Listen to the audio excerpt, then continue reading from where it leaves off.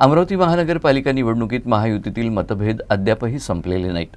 आमदार रवी राणा आणि महसूल मंत्री चंद्रशेखर बावनकुळे यांची भेट होऊनही युवा स्वाभिमान संघटनेचे उमेदवार कायम असल्याची माहिती रवी राणा यांनी दिली।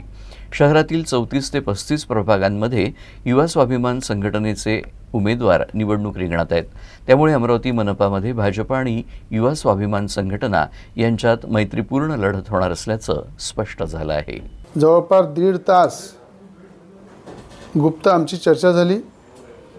त्या चर्चेमध्ये युवा स्वाभिमान पार्टी आणि भारतीय जनता पार्टी या संदर्भात कशा पद्धतीने लढलं पाहिजे, कशा पद्धतीने पुढे गेलं पाहिजे आणि कशा पद्धतीनं भारतीय जनता पार्टीच्या सुद्धा सीटा निवडून आल्या पाहिजे आणि युवा स्वाभिमान पार्टीच्या सुद्धा सीटा निवडून आल्या पाहिजे या संदर्भात जवळपास 60 ते 65 या ठिकाणी युवा स्वाभिमान पार्टी आणि अपक्ष असे जे आमच्या युवा स्वाभिमान पार्टीचे बंडखोर काही होते, काही भारतीय जनता पार्टीचे बंडखोर होते, या सगळ्या लोकांची समजूत घालून 68 लोकांचे आम्ही विड्रॉ आज केलेले आहे।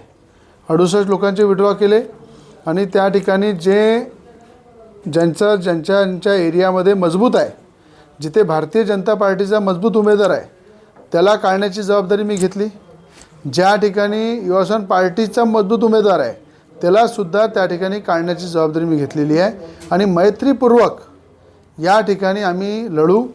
या ठिकाणी जवळपास 34 ते 35 जागेवर युवा स्वाभिमान पार्टी लढणार आहे, बाकीच्या सगळ्या जागेवर भारतीय जनता पार्टी लढणार आहे आणि ज्या ठिकाणी मैत्रीपूर्वक लढून त्या ठिकाणी भारतीय जनता पार्टीचा झेंडा फडकला पाहिजे, युवा स्वाभिमान पार्टीचा झेंडा फडकला पाहिजे या संदर्भात संयुक्त बैठकीमध्ये या 60 ते 70 लोकांचा विड्रॉ आपण घेतलेला आहे।